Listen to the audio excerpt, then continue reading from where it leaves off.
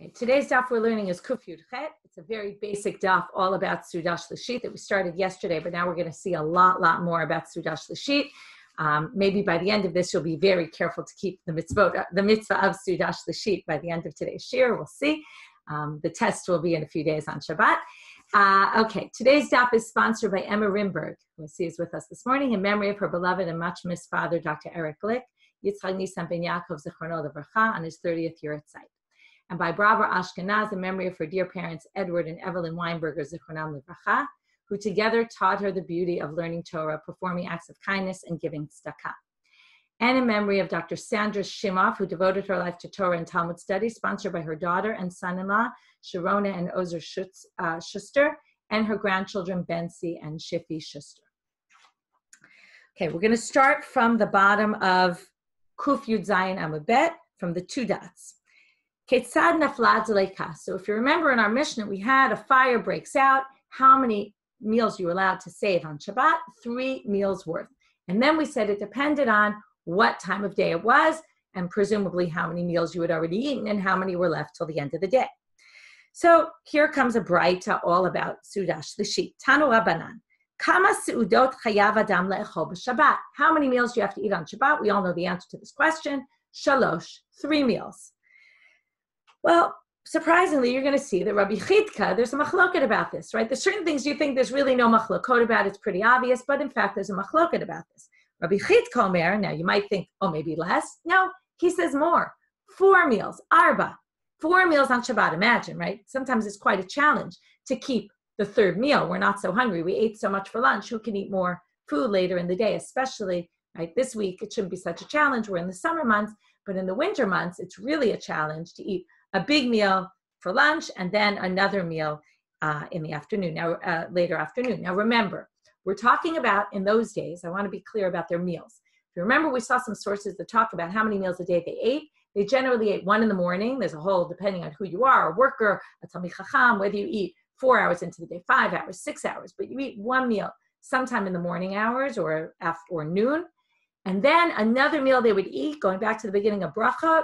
Remember, different people ate different times, but everybody ate sometime after either sunset or even after Tzeder Kochavim. They would go to work, they would come home and eat their evening meal. So to eat 3 meals on Shabbat presumably means, well, instead of eating your average 2, we're going to eat 3 today. Have to eat an extra meal. The question is why you'd have to eat an extra meal, right? The obvious assumption is, well, Oneg Shabbat. We all know we eat a lot of food. That's what we do on Shabbat. We eat. That's one of, we're Jews. We like food. We eat. But in fact, I'm going to point out today one of my favorite sources of all times, the Avudraham. The Avudraham on Sudash Lashit talks about it. And he says the reason why, those of you who learned the cycle with me last time might remember this, because I think it's the kind of source once you see, you never forget. He says the reason why you want to eat 3 meals on Shabbat is, now, what's the problem with 3 meals? So like I said, you're not so hungry. And in fact, before I even get to the Avudraham, there's a lot of dealing with what do we do if you're not hungry and you don't want to eat. So the Rabbeinu Ephraim says you're actually exempt from Sudash Lashit if you're not hungry, because it's the opposite of Oneg Shabbat. It's what we call Achila Gasa. Achila Gasa means you're eating, it's disgusting. Sometimes it's really disgusting to eat any more food. He actually says, now it's not the mainstream psak, but he actually says you're exempt, because otherwise it's Achila Gasa. Achila Gasa, by the way, on Yom Kippur, for example, if you eat Achila Gasa, there's a debate. Are you obligated or not? Because we don't really even call that eating. So that's what he claims. If you try to eat Sudash Lashit in the winter, let's say, when you just ate a big meal for lunch, and then you ate another meal, that's disgusting. So you're actually exempt. Most people don't think you're exempt. They try to come up with other solutions. Split your morning meal into 2. So eat a little bit of bread and a bit of food, bench, then wash again and eat your second meal. And that way you really eat 1 meal's worth cut into 2. And then you fulfill Sudash Lashit. Others bring solutions. We saw yesterday Lechem Mishnah. It seems clear you're supposed to have Lechem Mishnah also at Sudash Lashit, which a lot of people are not very careful about either. Even if they are going to eat something, they don't necessarily eat bread and they don't necessarily have Lechem Mishnah. So why is this? So again, the sources say, well, if you don't have or if you can't eat, so instead of bread, you can eat Minei Targima, or you can eat, so all different gradations. You can eat, what is Minei Targima? Is it, do you have to eat something mizonot? Can you eat fruits? Okay, there's all sorts of issues in the poskim about how to resolve this issue that people aren't so hungry. But the Avudraham is the best approach. He says, again, why do I say best? It's just creative, different, and something you wouldn't have expected. He says the reason why you eat 3 meals on Shabbat is to limit the amount of food you eat at meals. And the idea of eating on Shabbat is not such a big deal. We don't want you to eat so much. Why? We want you to be learning, to be doing more ruchani type things, spiritual things. We don't want you spending your day eating. So therefore, they say eat 3 meals so that you know to limit yourself at each meal. You pace yourself, okay? And that's his whole theory. He says eat more so that you eat less. That's the idea, okay? Which is just really interesting that he has that approach, and it's so different from our reality. And I wonder if in other times, maybe his reality was accurate. Maybe things have changed and people didn't always eat. I'm sure people didn't eat as much as we eat, that's for sure. But maybe not even, the whole concept of eating even more than usual. Obviously, the sources that seem to indicate otherwise to him, but it's just an interesting approach. So with that, we'll get moving on our daf. So kama seudot chayav adam lechol b'Shabbat. So we have 3. Tanakama, Rabbi Chidka says 4. Amar Rabbi Yochanan. Ushneim mikra chad darshu. They both learn from the same verse, coming from the man again. We learned Lechem Mishnah from the man. Now we're going to learn Sudash Lishit from the man. Vayomer Moshe ichlu hayom ki Shabbat hayom laHashem. Hayom lo timtzeu basadeh. Notice the word hayom appears 3 times in the verse. From there they learn 3 times, 3 meals. So Rabbi Chidka, what's he going to say? Savar hanitzlata hayom levar me'orta. There it says hayom 3 times. Hayom means day. So therefore daytime, eat 3 meals. Also at night, eat a meal. So you have your nighttime meal plus 3 during the day. So they both learned it out from the man, according to Rabbi Yochanan. Rabbanan savre bahade orta. And Rabbanan obviously think hayom includes the nighttime, right? Sometimes we say day, we mean day and night. Sometimes we say day, we mean just day. That's the machlok. Now they're going to bring a bunch of sources and kind of sort of say, well, Rabbi Chidka doesn't seem to match our sources. And in fact, we're going to start with our Mishnah. It's not. It says in our Mishnah. Nafla de kabelele Shabbat. Mitzilim mazon shalosh seudot. So what do you see here? If it's on Leil Shabbat, how do we explain our Mishnah? A fire breaks out before you ate on Leil Shabbat. So you're allowed to save 3 meals. 3, what's left for you for the future? So, Mitzilim Azon Shalosh Sudo, my lav de lo achal, isn't it Leil Shabbat that you hadn't yet eaten? So you save 3 more, 1 for the night, 1 for the morning, and 1 for the afternoon. So they say, lo, you can explain this according to Rabbi Chidka also. You can say, de achal, that when it was nighttime and the fire broke out, maybe it was after he had his nighttime meal. And that's why it says you could save 3 meals. 3 meals for tomorrow. And that would explain Rabbi Chidka. That would work with Rabbi Chidka. So now they keep doing the same thing with all the other cases in the Mishnah. Shacharit mitzilim azon shtei sudot. If it's in the morning, you save 2 meals. My lav de lo achal. First simple reading is you haven't yet eaten in the morning. So 2 more meals. Okay, that sounds like 3 meals. Lo da'achal, no shacharit, it means after you ate your morning meal. And then you still get to save 2 meals because the assumption is 4 meals. B'mincha, same thing. It says in our Mishnah, mincha time, mitzilim mazon suda achat. That seems like my lav de lo achal. Isn't it before you eat? Lo da'achal, no, again, you can explain. It was mincha time after you ate already, and now you still have 1 more meal left. But now they say, here's the biggest question, Rabbi Chidka from the Mishnah. What did it say? There was Tanakama who said, depending on what time of day it is. But then came Rabbi Yossi, Omer lo olam mitzilim azon shalosh seudot. You always save 3 meals. It doesn't matter what time of day it is. Now the assumption is, Michlal de Tanakama shalosh sfirale. And therefore they say, doesn't it, when he says 3, doesn't matter what time of day, it sounds like he's disagreeing with Tanakama, not about how many meals. Clear Rabbi Yossi thinks you only need 3 meals for Shabbat because he says it doesn't matter what time of day, you save 3 meals, which is what you eat on Shabbat. But what we're suggesting is that it can't possibly be that Tanakama disagrees with him both about how many meals and about when. It must be that Tanakama just disagrees about specifically when and not how many. And therefore, we assume that even Tanakama holds 3 meals, and you can't explain the way we tried to explain. And therefore, Elam Chuvarta Matnitin de Loka Rabbi Chidka. Seems like our Mishnah doesn't hold by Rabbi Chidka.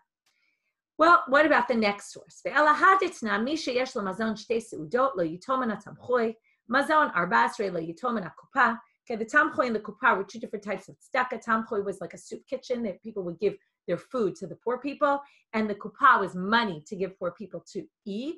The tamchoy they would give out on a daily basis because otherwise the food would spoil, and the kupa they would give out, it seems, at the beginning of the week.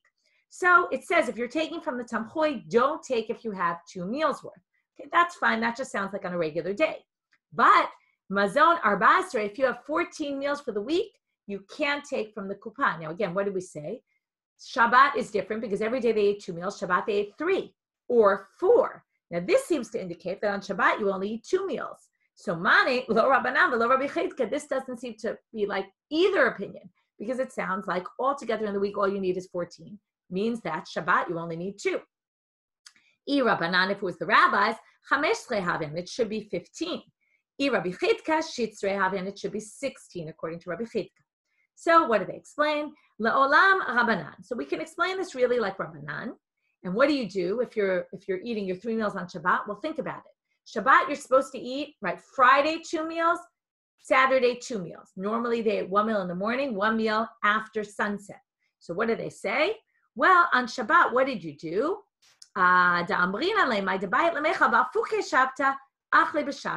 Your meal that you were supposed to eat after Shabbat, we just want you to eat it earlier on Shabbat. It's not that you're actually adding an extra meal to your weekly meal scheme. It's still 2 meals a day. It's just that you're eating that meal that you would normally eat at nighttime. You're eating it earlier in the day. Why are you doing this? Well, there's actually 2 reasons. You're doing it because you want to make Shabbat nice and you want to eat a lot of food on Shabbat.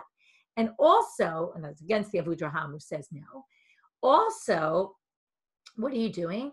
Think about it. Why did they eat late every day? They ate late every day because they were at work until they came home from work, and then they had to start preparing their food. It was obviously nighttime, but because they generally worked until nightfall. But on Shabbat, you're not working, so you don't need to eat your meal so late, so you can actually eat it earlier because you're anyway not working. So it actually makes sense also to eat your meal. By the way, this shows there's a chiyuv of malava malka of eating a meal after Shabbat, which again, not everybody's so careful about that. But there is an issue of malava malka that clearly didn't exist then. We're saying just move your meal earlier and you just don't eat after Shabbat. So we say basically lema rabbanan hi. So let's say that this source, maybe then it doesn't really match, certainly doesn't match Rabbi Chidka, but we can at least make it match Rabbanan and just say it's still 14 meals in the week. It's just that you eat your nighttime meal a little bit earlier.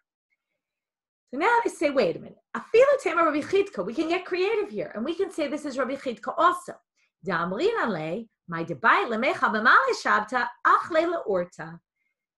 Again, Friday 2 meals, Shabbat 2 meals. Well, according to Rabbi Chidka, don't eat your Friday morning meal. Right? Sometimes you go out to a restaurant. There's some people who like to say, oh, I'm not going to eat all day because I want to have a really nice meal at night. Right? So Friday, don't eat at all. There's some of us who do this because we're just busy cooking and we don't actually ever sit down to have a meal. We don't exactly fast, but we don't actually ever sit down and have a formal meal on Friday. But they say basically skip your morning meal, push it off till Shabbat. So what do? Out of your 4 meals that you have between Friday and Shabbat, do 1 Friday night and 3 on Shabbat day and spread them out throughout your day and basically skip your Friday meal so you could still have 14. So theoretically, you could still read Rabbi Chidka into this source. So now the Gemara says, wait a minute. You're going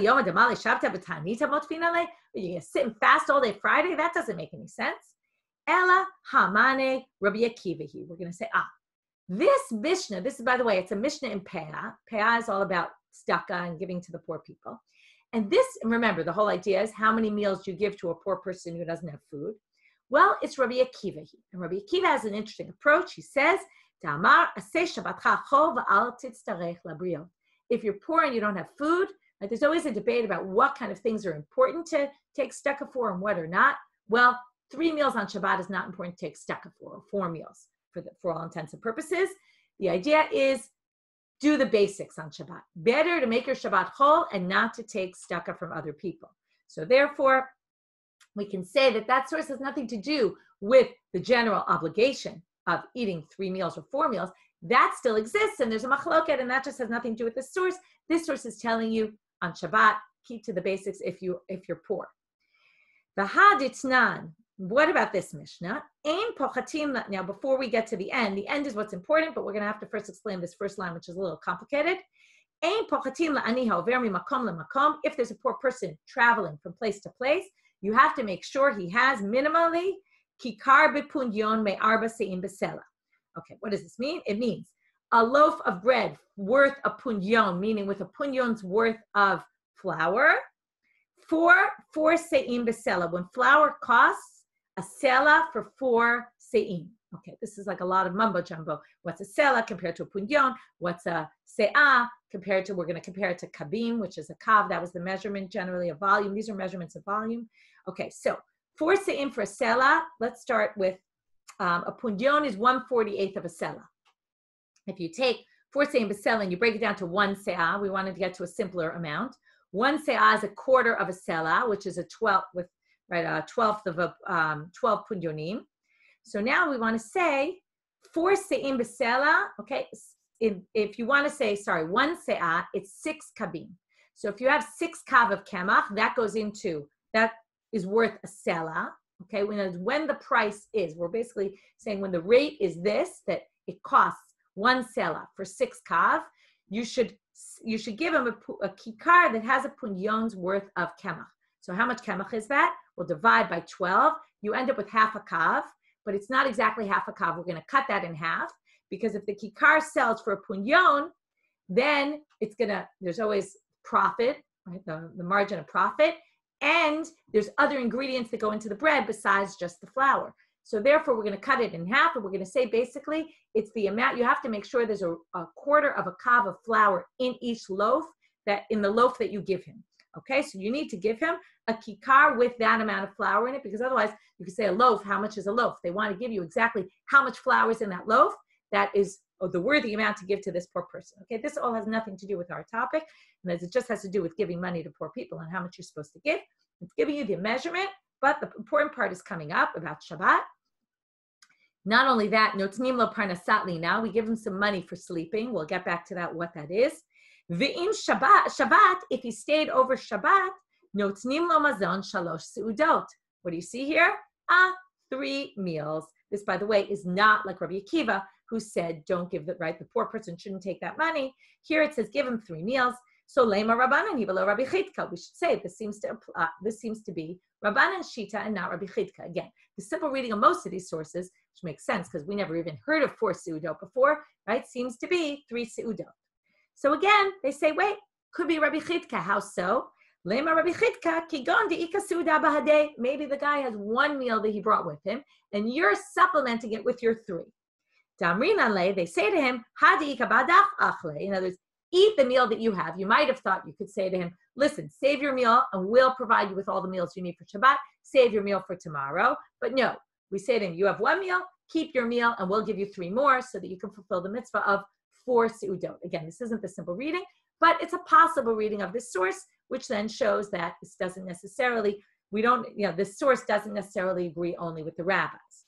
But now we have a problem. When he leaves, though, if we make him eat his meal and we give him whatever he needs just for Shabbat, when he leaves the next day, obviously he's not traveling on Shabbat, but when he leaves, he's going to have nothing left to eat. He's going to go empty-handed. You're not obligated to give him more than that.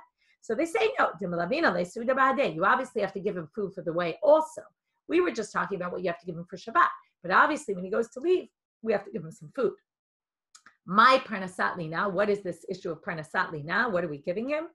Amara papa puria ube sadya. It's interesting. We give him a bed and pillows. Right? You might think just a bed. No, you actually have to give him pillows also. Tanu Rabbanan. Now this is a bit of a strange thing in the Gemara. They bring another source. Now, until now, all the sources we brought seem to go against Rabbi Chidka. They now bring a source that it's simple reading, even though it's not exactly talking about meals on Shabbat. It's talking about another topic, which is similar to what we saw about folding clothing and making beds on Shabbat, right? You could do it for that day, but not for the next day. So this is a similar sugya about something that's a bit of a headache, like doing dishes on Shabbat. You're not supposed to wash dishes unless you need them for Shabbat.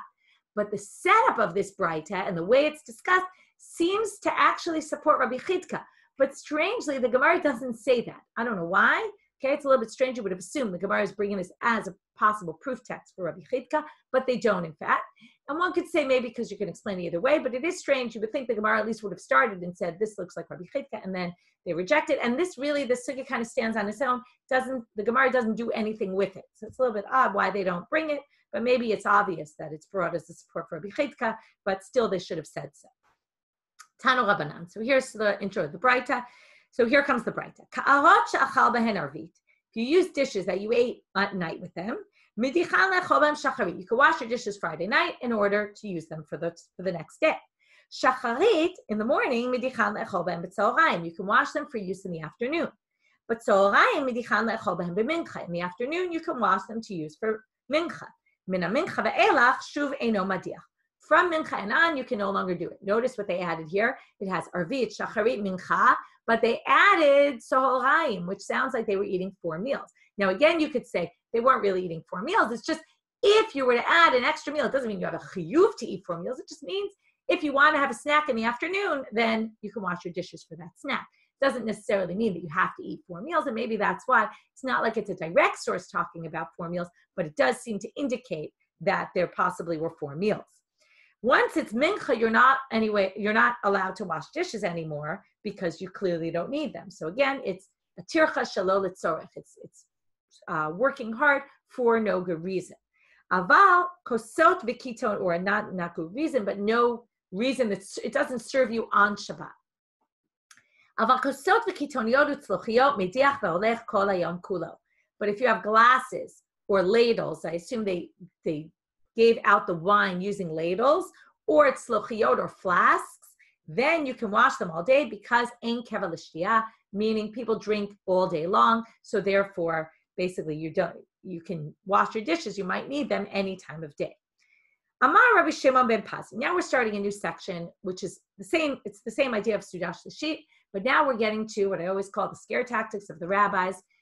I mentioned from the beginning that it seems like many of us struggle with Sudash Lashit, and we see around us that not everybody eats 3 meals on Shabbat. Not everybody's careful about this mitzvah, even though it seems very clear it's a mitzvah. It's learned from the man, just like Lechem Mishnah. Everybody has 2 loaves at their 2 main meals. What about Sudash Lashit? Why don't people have 2 loaves of bread always? Why don't people have, again, there are people that are very careful about this, and there are people who don't eat anything for Sudash Lashit, and why is that, and how do we relate to this? And was it going on in their day? And what I want to show is that the next sources show that clearly not everybody then was keeping 3 meals a day either. And the rabbis are trying to strengthen this mitzvah and say, this is a very important mitzvah. So again, how do they do this? Some of them are, promises of future reward or maybe present reward. And we're going to now see a whole list of things that one will receive if they keep 3 meals of Shabbat. Amar Rabbi Shimon ben Pazi, Amar Rabbi Yeshua ben Levi, Mishum bar Kapara. You're saved from 3 terrible things that are going to happen in the future. What are they? The pains of the labor pains of the Mashiach coming. This, by the way, is in the Zemer, Ma Yedidu Menuchatech, which we, L'Shadech Habanot and all those things we saw the other day were from there. Also, Mechevle Mashiach Yutzalu Lirvacha. You'll be saved from the Chevle Mashiach. Okay? Midina Shel Gehenom, from hell, and from the judgment of hell, and Mimochemet Gog uMagog, and from the battle of Gog uMagog that's going to happen in the future before the Mashiach, you'll be saved from all these things if you eat 3 meals on Shabbat. Wow, seems pretty easy. Let's start eating 3 meals and look what will happen, right? So again, this was, in the way I understand it, is it was their way of just encouraging people. It was the way they spoke in those days to encourage people to keep the mitzvah. So now they're going to bring proof text for all these things. Mechevlo shel Mashiach, how do we know? K'tiv hacha yom, says by Sudash Lashit. Remember, we learned it out from all the references to yom in that verse. Uchtiv hatam, hinei anochi sholech lachem et Eliyahu hanavi lifnei bo yom Hashem, hagadol v'hanora. The yom Hashem, right, that's the Chevlei Mashiach, that you're going to have Chevlei Mashiach, and that's talked about as a day. Therefore, they learn day. Must be that you'll be saved from this. Again, the loose connection. Midina shel Gehenom k'tiv hacha yom uchtiv hatam yom evra hayom ahu. It will be a day of anger. Mechemet Gog uMagog k'tiv hacha yom k'tiv hatam ki yom ba Gog uMagog. Okay, the day it will come again. Yom is mentioned again. Yom. So Amar Rabbi Yochanan Mishum Rabbi Yossi. Now we're gonna have other things that happen if you do Oneg Shabbat. Presumably Oneg Shabbat we mean eating 3 meals. So he says Kol ha'ma'aneget haShabbat. If you treat Shabbat with respect, or it's right, oneg, how do you describe oneg? It's like kavod, but different. It's oneg. It's they say by eating, I'm trying to think of the exact word and translating into English, but you make it nice. Notnim lo nachala b'li mitzarim. You give it, you get land without any bounds. By the way, we're moving from the afterworld and things that are hard to understand up in the air that the last person spoke about, and we're getting down to real practicality. You're going to have a lot of land. Okay, that speaks to people a lot more, or it depends who you are. Some people you speak in future terms and it really speaks to them, and other people you speak in, okay, what am I getting here and now? I want to see it tangibly. So you're going to have bounds with land without bounds. Shene'emar, az titaneg al Hashem v'irkavtich al b'motei aretz v'chaltich nachalat Yaakov avicha. You have to understand the context. The context of this verse is in Yeshayahu Nun Chet, right after the pasuk that we read a few days ago. Im tashiv mishabat raglecha aso chavetzecha b'yom kodshi v'karata l'shabat oneg, and you treat Shabbat with oneg. See, people wrote me with delight. Okay, you treat it with delight. Then az titanag al Hashem, right? There's a play on words here. Then God will treat you with delight, right? And what will happen? Kavticha b'motei aretz, and then it says, and you're going to end up, hachalticha nachalat Yaakov avicha. You're going to have the nachala of Yaakov, okay, the land of Yaakov. What does this mean? So why Yaakov specifically? Lo ka'Avraham shekatuv bo kum mitalech ba'aretz la'orka le'rochba. Avram was told, go the length and the width of the land. V'lo ki Yitzchak shekatuv bo ki l'cha u'zaracha etain et kol ha'aratzot ha'elu. You'll get all these lands. But what does it say about Yaakov? That already sounds like a lot. But ela b'ki Yaakov shekatuv bo u'faratzta yama v'ked v'tzafona v'negba. You're gonna spread out into, right, in all directions. It sounds like you're gonna basically means no bounds. If you go in all directions, that's land without bounds. So that's why it specifically said Yaakov, to reference that Yaakov had land, was promised land without boundaries. Rav Nachman Yitzchak Amar, we're continuing in a whole list of things that you'll be saved from. Nitzol mishabud galuyot. You won't be ruled over by your enemies. Ktiv hachav, your kavticha al b'motei aretz. In the pasuk we just quoted, it uses the word b'motei aretz, the heights of the land, right? I will ride you on the heights of the land. Uchtiv hatam, it says in Sefer Dvarim at the end, va'ata al b'motei mo tidroch. Okay, the whole pasuk is right. Ashrecha Yisrael mikamocha. Be happy, Israel, who is like you. Amno shab Hashem magem be'ezrecha. Asher cherev ga'avatcha. Okay, your sword will be you'll be proud of it. You'll basically rule over your enemies. You'll ride high above your enemies. So therefore they say, Bamotemo is there, Bamotemo is there. If you keep Sudash Lashit, then you'll be able to overcome your enemies. Amar Rav Yehuda Amarav. This sounds like Aladdin, you'll get all your wishes will come true. That sounds like a magical, right? Everything you want will come true. How do we know this? Shene'emar, v'tanag al Hashem v'yitein lecha meshalot libecha. Now, it doesn't say what the oneg is here. This is a pasuk in Tehillim. It's not in the context of oneg Shabbat, but it says, if you delight with God, then God will give you what your heart desires. Oneg zeh eini yodea mahu. I don't know what this oneg is, but let's look elsewhere in the Tanakh. Where do we see oneg? Kishu omer, v'karata l'Shabbat oneg, havei omer zeh oneg Shabbat. So therefore you see, this must be oneg Shabbat. And now they say, bamet ma'ango. What foods that you could eat would be considered oneg Shabbat? Here we're going to see something about their menus and what they considered special foods. I don't know that you would put these on your top list. Rabbi Yehuda Bered Rav Shmuel Bar Shila Mishmei de Rav Amar b'tavshil shel tradin. Spinach, or some people always say spinach. We talked about this before. Is really beets, right? What grows out of spinach, the leaves. What grows out of beets is Swiss chard. It's like spinach, so maybe it means beets, but some sort of cooked dish of either spinach or beets. V'dagim gdolim, big fish, v'rashei shumim. Interesting, they don't say meat and wine, right? Later it becomes defined as meat and wine, and that's what you're supposed to eat on Shabbat. But in those days it wasn't. Okay, and heads of garlic, which is an interesting one. Rav Chia bar Ashi amarav afilu davar mu'at v'lechvot Shabbat aseo harei ze oneg.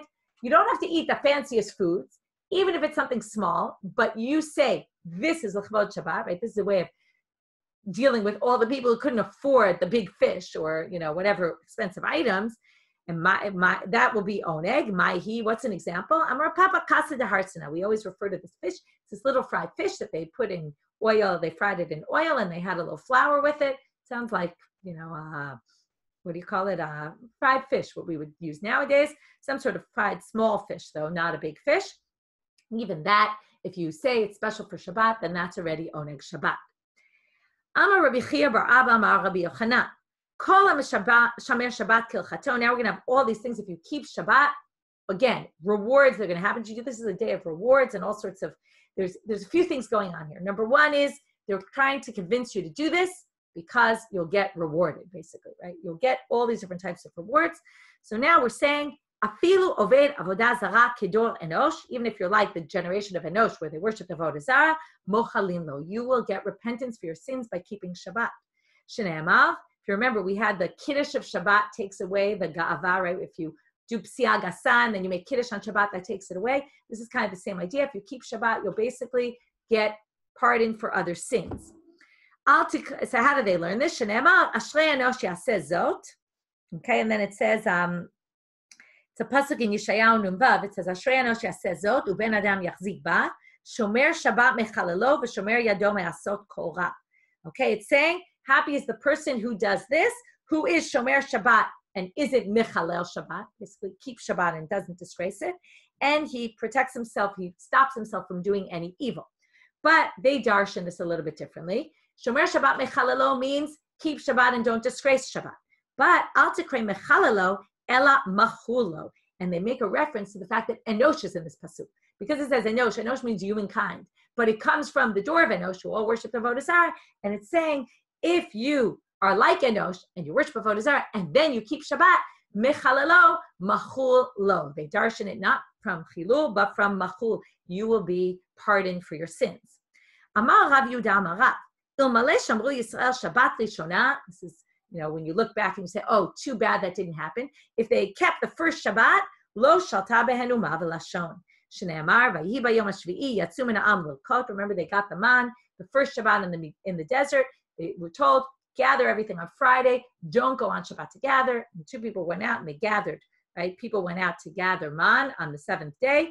Uktib batrei, and what happens immediately after? Vayavo Amalek. Amalek comes and attacks. So here you see what happened when, right? The next section is Vayavo Amalek. This is what happens. Too bad they didn't keep the first Shabbat. Otherwise, we would have been saved from our enemies forever. Again, it's a way of saying how important Shabbat is. Here they've moved a little bit off of specifically Sudash Lishit and moved into how important keeping Shabbat is in general. And here they're more talking not about the positive mitzvot, but about keeping the negative commandments. Amar Rabbi Yochanan mishum Rabbi Shimon ben Yochai. Ilmalei meshamrim Yisrael shtei Shabbatot kilchatan. You might have thought of this when they mentioned the first one. The flip of this is, if in the future the Jews keep 2 Shabbatot, right? Most people say 2 Shabbatot in a row, but there's this concept. If all the Jews keep 2 Shabbatot, miyad nigalim, immediately the redemption will come. Now we're going to see where they learn this from. Shenemal, Ko amar Hashem l'sarisim asher yishamru et Shabtotai, uchtib batrei v'aviotim al har kodeshi v'chulei. This is the Haftorah we read at Yeshayahu. What's the parak? It's Nun Vav. It's the Haftorah we read on fast days, and it talks about the Sarisim, the people who count of children, and the Bnei Nechar, the Gerim, the converts. And there are two people that are kind of a little bit sometimes treated on the outs, right? The Sarisim have no future, and the Gerim, their past is right. They came into the religion later, so they don't have a past.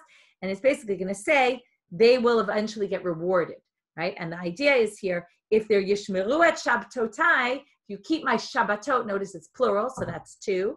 And then it says, V'aviotim al har kodeshi, I'll bring you to the Beit HaMikdash. Okay, so basically it means you will get rewarded, right, for keeping Shabbat. It sounds like the redemption is going to come when you'll all be brought back to the Beit HaMikdash. Amar Rabbi Yossi.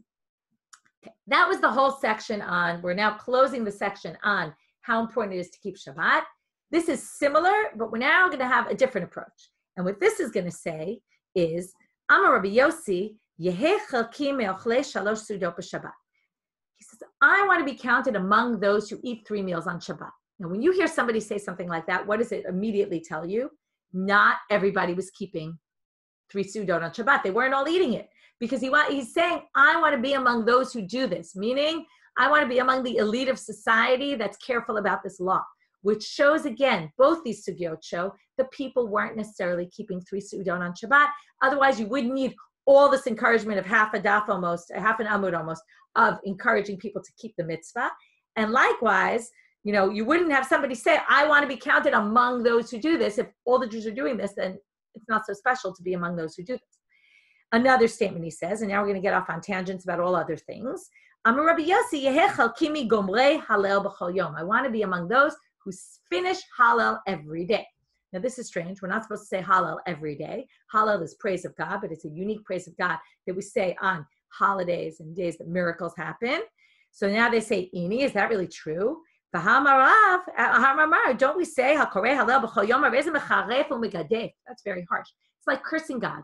Like this is if you praise someone too much, it's basically like cursing them because it's meaningless. So if you say Hallel every single day, then when you need to say it, it doesn't sound like anything major, right? It just becomes normal. So how could you possibly do this? So what he meant was, what he meant was Psuke de Zimra. Now, it's not what we call Psuke de Zimra. We call Psuke de Zimra the whole section from Baruch She'amar through Yishtabach. In those days, Rashi says Psuke de Zimra was Shnei Mizmorim Shel Hilulim, 2 Mizmorei Tehillim of the Hallelujahs, Halu et Hashem in Hashamayim, Hallelu El B'Kodsho. Those 2 only, okay? Other people say it means all the Mizmorei Tehillim from Ashrei through the last Hallelujah. This is, by the way, there's sources that talk about what you do if you show up late to shul and what are the basic parts of davening you need to say. So there's a bunch of things you can learn from here. Number 1, not everybody said Psuke de Zimra. Shows that Psuke de Zimra wasn't a critical element of davening. There's Shema and Amidah that we started with in Brachot. Those are the 2 central parts of davening. Psuke de Zimra, at his day, seems not everybody was doing it. He did it, and from there it became normal, and I'm sure he wasn't the only one who did it, but there were people who did this. From there, it extended to other people. So if you're late to shul and you want to catch up, it's always important to say Shemona Esrei and Shema with the tzibur, particularly Shemona Esrei. And therefore, if you have time to catch up, so there's basics of what you need to say. Some of the, right, the basic is Baruch She'amar, Ashrei and Yishtabach, Psuke de Zimra. And if you can't catch up, then you basically skip Psuke de Zimra and say it later, even though it's really supposed to be an intro to davening. But there's in the you'll see in the Mishnah Berurah he talks about, or in the Shulchan Aruch, I don't remember whether it's there or in the commentary in the Mishnah Berurah, but they talk about if you have time to say more, but not all of them, so you add specifically those 2 Mizmorei Tehillim that Rashi mentioned here. And then if you have more time, you say all the Mizmorei Tehillim of the Hallelujahs. The Hallelujahs are clearly the main part. Then there's all the extra stuff that was added later. So that you can all learn about history. These are just interesting, teach you about the history of the development of Tefillah. Amar Rabbi Yossi, he also says, I want to be counted among those who daven when the sun is setting or the sun is rising. He also says, mitzvah litpalel im dimdumei chama. It's a special mitzvah to daven specifically at those times.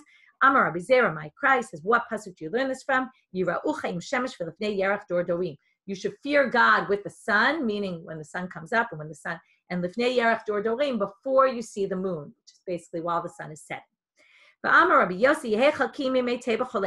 This is an interesting one. I want to be among those who die from stomach disease. So, Amar Mar, Ruban shel tzadikim meitim b'cholei me'ayim. Most of the tzadikim die from cholei me'ayim. There's this concept I read about that people think it cleans you out kind of thing. It cleans out your innards, which kind of cleans out your neshama also. And then you're kind of free from sin. Amar Rabbi Yossi, I want to be among those who die while they're on the way to do a mitzvah, or while they're doing a mitzvah. This is strange because don't we say shluchei mitzvah einan nizokim? People who go to do mitzvahs don't die. Well, we'll leave that question aside. This basically means I want to keep a long Shabbat, like those who, Tiberia is in the valley, so Shabbat comes in earlier because the sun sets earlier, and Motzei Shabbat B'Tzipori, where the sun sets later because they're in the mountains. Or, I don't know if it exactly sets, or it appears like the sun is setting earlier and later.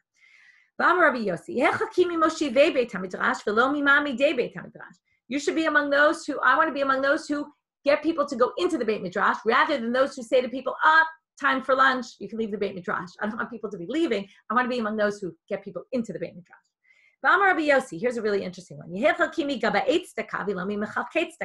If I have my choice, I'd rather be the one who collects the money, tzedakah money, rather than the one who gives it out. Giving it out is a big challenge. Right? You never know. You're giving it to the right people. You're giving them the right amount for what they really need. It's a challenging job. So here, that's what he's basically saying. It's interesting. You wonder if he's shirking from responsibility or he's just saying, I'd rather be this and not worry I'm going to make mistakes. But Amar Rabbi Yossi, I'd rather be among those that they suspect him of doing wrongdoing, but in the end it turns out he didn't do any wrongdoing. That actually happened to me. They suspected me of doing something, and it turns out I wasn't. Not sure exactly why. It's good to actually be suspected of doing something wrong and then come out clean. Sometimes just the fact that people suspect you, not everybody hears that you were cleaned, and I don't know why he says that exactly. Amar Rabbi Yossi, here's a strange one. I had relations with my wife 5 times. Vinatati chamisha arazim b'Yisrael, and I basically planted 5 big trees in Israel, right? Arazim were very strong trees. Uman inum, what are these? My 5 sons. Rabbi Shmuel Rabbi Yossi, Rabbi Elazar Rabbi Yossi, Rabbi Chalafta Rabbi Yossi, Rabbi Avtilis Rabbi Yossi, Rabbi Menachem Rabbi Yossi. Now they ask, but what about him? You forgot one. Hainu Vardimas, Hainu Menachem. Oh, he's the same guy, just has 2 names. Vardimas, why they call him that? Shepanav domim leveret. His face is red like a rose. Lemein, now we have the obvious question. You slept with your wife 5 times? Lemein Rabbi Yossi, mitzvah ona lo kiyem. What about the mitzvah of ona? This is, you're supposed to sleep with your wife every once in a while, you're supposed to have relations with her when she gets out of the mikveh, or in general, when she asks for it.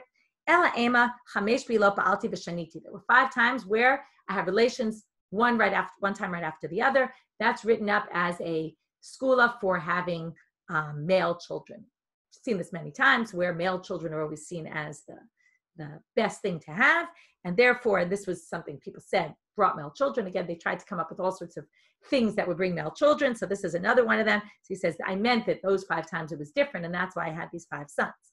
Amar Rabbi Yossi, miyamai, another interesting line, miyamai lo kariti lishti ishti, ulishori shori. I never call my wife, or my shore. Ela ishti beiti ulishori sadi. I called my wife my home, and I called my shore my field. Okay, what does this mean? Is this a positive thing? It seems like it's a positive thing. Some people say it means that I call her my house to show how much I appreciate all the work she does at home. The Maharsha says, this is interesting. And I call my shore my field. Now, this is interesting. It's not for the shore because the shore doesn't understand words, but it's for others to see how much he appreciates the shore, so that the shore becomes appreciated in his house. I was thinking maybe also so the wife should become appreciated by others, not just he shows her appreciation, but so that others see how much he appreciates his wife. So we called her my home as a way of saying she's very much appreciated. She holds the home together. The shore holds the field together because the shore does all the work of the field, and maybe that's how to read it. It's an interesting line. Amar Rabbi Yossi, now we get off on all sorts of those strange things again about I've never looked at where my brit milah is. Okay, I don't look at my private parts. Ini, is it really true? He didn't. They said to Rebbe, as if this was something only Rebbe did. My time, Rabbeinu HaKadosh. Why do they call you Rabbeinu HaKadosh? That was a term for him, like the holy rabbi. The reason they call me the holy rabbi is because I've never looked at my private parts, where my brit milah is. So they say, right, if Rabbi Yossi also didn't, well then he should also be called Rabbeinu HaKadosh. So they answer, Milta Achurite Havabe. He never put his hand under his belt, okay, again, touching himself in his private parts. But Amar Rabbi Yossi,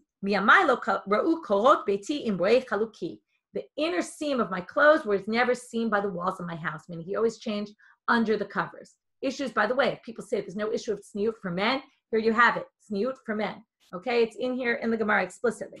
This is like the woman whose the walls of her house never saw her hair. Remember Yalta? So, right, I'm right about Yalta. Am I confusing characters? I think it was said about her. So interesting that, it's the same phrasing. Lo ra'u korot beti. V'amar Rabbi Yossi, miyamai lo avarti al divrei chaverai. Okay, another thing I never did. I never went against what my friends say. Here's a very strange line. Yodea ani batzmi she'ini kohen. I know I'm not a kohen. But if they tell me, go up to the Duchan where they do the Birkat Kohanim, I would listen to them. This is awfully strange. You're not allowed to do that. What on earth is he talking about? Really good question. Some people, I don't have a good answer. Some people explain that he goes up there, but he doesn't actually say the bracha. Like, of course, he doesn't say Birkat Kohanim, but he would go up there if they told him. Maybe he's just also taking an exaggerated situation and saying, even something that obviously I would never do, I would still do, even though he probably would never do it. This is 2 good explanations. Either Kimchi, thank you, Naomi, for telling me. Naomi reminded me it's Kimchi, not Yalta. I had a feeling I was making a mistake there. Okay, so she was the one with the walls of her house. So, what does that mean? I'm very careful before I speak, so that, right, normally you would change what you say because you made a mistake.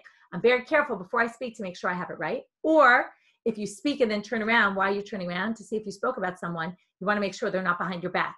So he says, I'm never embarrassed by anything I say. I never need to turn around and check that nobody's listening to me. Amar Rav Nachman, we're back to Shalosh Sudot. We finished with all these statements of Rabbi Yossi. Titili, I want to get rewarded to Kayemet Shalosh Sudot b'Shabbat. Again, you would only say that if not everybody's doing it. Otherwise, why should you get rewarded any more than anybody else? Saying, I'm special because I keep this. Amar Rav Yehuda, Titili to Kayemet Iyun Tefillah. I'm very careful about Kavana in my davening. If you remember, there was Iyun Tefillah that was problematic. In brachot, that's a different Iyun Tefillah. That means that you expect God to give you whatever you ask for. That's a problem. But this kind of Iyun Tefillah, which is Kavanah, that's good. Amar, which by the way, shows not everybody davened with Kavanah either, right? Many of us struggle with that also. Amar Afuna Bereit Rav Yoshua. This is just very real, right? It's showing that people struggle with keeping certain halachot. It's not so simple. Teitili de lo saginan arba amot b'giloi rosh. We're having all sorts of interesting things today. I don't walk around without having a covering on my head. This is the source for wearing some sort of covering, a kippah, on a yarmulke on your head.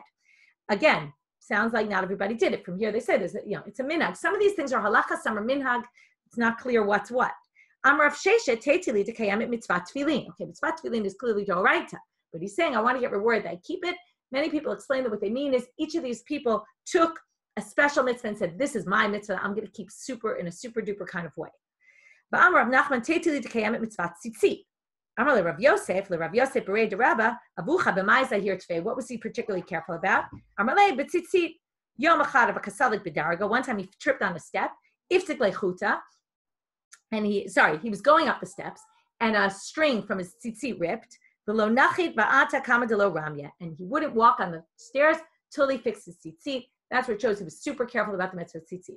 So here we have like your pet peeve mitzvah, right? Which is your mitzvah that you're super extra careful about? So for some tzitzit, tefillin, right, giloi rosh, okay, and sudash l'shit, iyun tefillah. So everybody has their mitzvah they're extra careful about. Again, does it mean, maybe it doesn't mean what I said, that people aren't doing it. Maybe it just means that I do it extra special. I make a really nice meal. I eat a lot of food rather than having a small meal or something like that. But it raises questions about were people keeping this mitzvah or weren't. And with that, we'll finish for today.